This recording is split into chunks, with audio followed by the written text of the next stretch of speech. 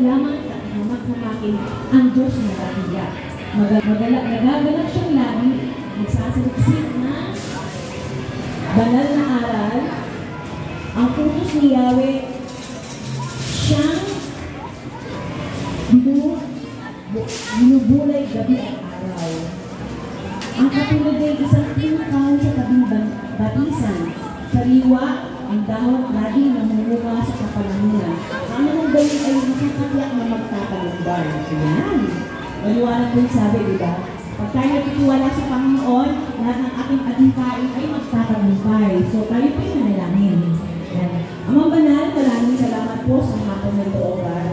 Itinataas namin ang iyong pangalan sa aming kalagitnaan, sa bawat gagawin namin. Samahan mo po ang bawat isa sa mga participants, sa mga coaches, sa mga sin na magtutulong, Panginoon. Lord, dumaloy nawa ang banal ng Espiritu sa aming kalagitnaan. Dahil ang kasiyahan ito ay nagmula na sila. Wala kang magagawa. Panginoon, cover this place with your precious blood. Dala natin ito ang kaligayahan, kagalakan na mangyayari sa hapon nito. Pinig us, O God.